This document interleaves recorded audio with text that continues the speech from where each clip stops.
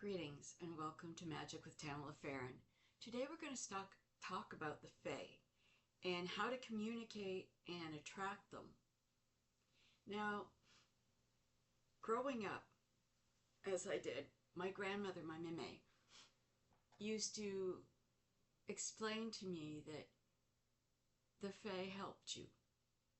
And the only time that you got troublemakers was when you were not very kind to somebody or not very kind to the land. That's something they didn't like. And one of the things I remember oh so well is my grandmother had a teacup collection, and you know, the really dainty, delicate teacups with the pretty little saucers. Well, they weren't fancy, like they weren't expensive, but she had those, and she had them on a little shelf, and it was in a cupboard, or not cupboard, china cabinet, and it was on the top shelf of, like, inside. There was a whole bunch of them. There's like 8, and they were all different colors and very delicate, pretty. And the second shelf was bowls of mints. Like, she had, and they had lids on them, but she had like 10, 15 different types of mints in different little bowls. And that was her treat to us grandchildren, along with pies and cookies and this and that. If you were especially good, you got a mint. And the bottom shelf was just knickknacks and stuff that she had gathered from her kids or the grandkids or whatever. And I can remember sitting at the table, and she had this huge kitchen table. You could sit up to like 20 people at it. And I'm not joking. Her kitchen was bigger than my house, practically, okay? But I remember sitting there and her talking about them. And she sat in a rocking chair next to a great big huge radio that was against the wall and next to the wood stove. And she would start talking about how they had helped her with this, or they had done this for her. And all of a sudden, one of the teacups would start moving. And every once in a while, one cup would turn over on its side. And she'd say, "They're listening in again." There was no way anything could have moved in there. There was no way anything could have been. But it would happen only when she talked about them. So I got used to that. And as a child, especially when we would go to my grandparents, outside we would see different lights, colored lights. Not the little bugs that go around in a glowy green, yellow light. These were pink and blue and purple and all different colors. And they would go from being that big to like this big, and back and forth and around. And I always felt like I was welcomed by them. When I started having kids, we had a circle of stone in our backyard. And when we would hold a bonfire and ceremony out there, the kids would see these just as much as I had. And there came a day where I was very, very ticked off because a friend of mine kept saying, "Oh, that's just bugs. Those are just bugs. Bugs aren't pink lights. Bugs aren't green lights. Bugs aren't purple lights. Bugs aren't red lights or blue. They were simply a yellow-greenish light." And I got very upset. And I came up with a catchphrase of, when I was going to bed, I wish you would just show yourself so that we would all know for sure that everything that I feel and think and see is real. And I wouldn't be the only one. And about 3:30 in the morning, I woke up and sat up in bed because I thought somebody had walked in the room. And there was this little blue light, about this big, that was going around the room. And I kind of looked at it and went, And as it came closer, it got bigger. And I saw a little face in it. Just a little face. It didn't have pointy ears or anything, just a little face. And I heard, "We're real." And my mouth hit the floor.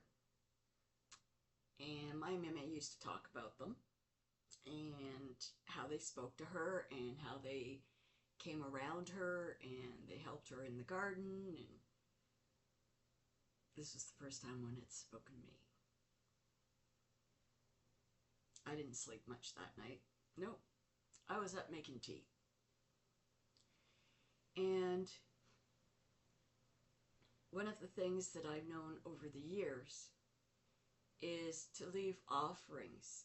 So like milk or cream, jam, and bread. Just cut the crusts off and put a light layer of jam and cut it up in little squares on a plate. My kids did this for years. My oldest daughter is probably watching this right now going, "Oh, Mom, you're talking about what I used to do." And sweet things like cookies and honey and, just treats.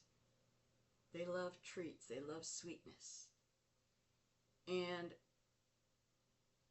one of my other daughters loved to gather wildflowers. We lived next to a field. And she would go and she would gather a bunch of wildflowers. And then she would lay them where my other daughter had put the stuff, under the lilac bush, no less. This was a massive lilac bush. And my daughter would put her jam and bread and her bowl of cream. And my other daughter would come and she would lay flowers around it. And not a problem. They would see them again. And they would come up to the window and they would come out to the bonfires. And my kids just loved them. My son, one of my sons, used to like gathering shiny things. So anything that was shiny around the house, that little bells or little, oh my gosh, I'm trying to think here. Anything that was metallic and shined. Beads, anything. And he would gather a bunch up. And his idea was to go out under the lilac bush and put his trinkets down. Now, anybody can say that the animals ate the stuff and drank the stuff. But there were often many times where the flowers would stay pristine for like 2 weeks. No reason. Especially dead summer. No reason for that. And the trinkets would disappear. And one of the things that my son used to love, he was only about 4 years old, was there was a ledge on his windowsill. And there would be trinkets that he had left out by the lilac bush in the front yard. His window was in the back. He would find the trinkets that he gave one by one, slowly going on his windowsill. And around them were seeds and flowers and all sorts of little things that brought him joy.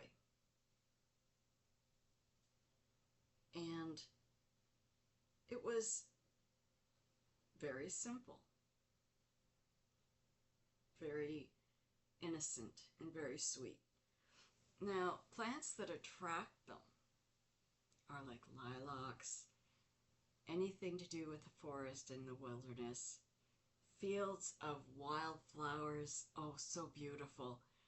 Rowan trees are phenomenal for them. Corkscrew willow, for some reason, really attracts them. It's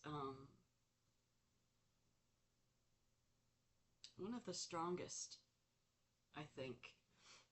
But at the same time, there are different stones and different herbs that attract them as well. Now, moonstone is a lovely one to lay out for them. Amethyst, I'd say fairy quartz, aquamarine, obsidian.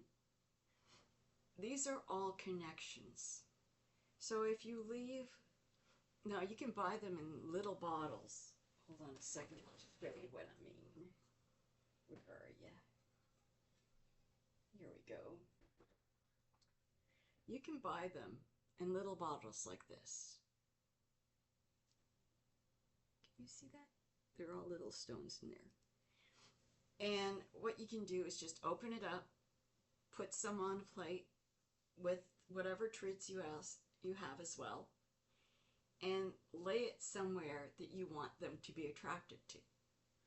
One of the things that I've always done is if I got a big front porch, I make a special place for them, and I'll put out a little bowl of milk or a little bowl of cream, and I'll put shinies, and I'll put a few things, stones that they like, and if they like certain herbs, I'll put them in pots around there. Like right now I've got lamb's ear, and I have, oh my gosh, I have rosemary, and I have tiger lilies out there, and rose bushes, and all sorts of things on the front porch that attracts them.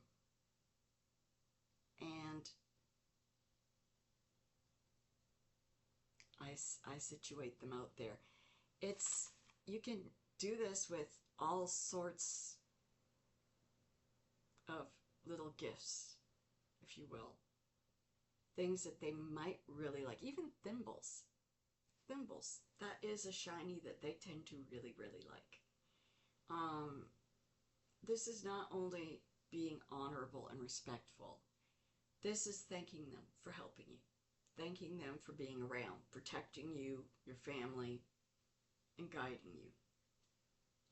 One of the things that I've been telling people for years now is if you get a ring of mushrooms, or you see a ring of mushrooms,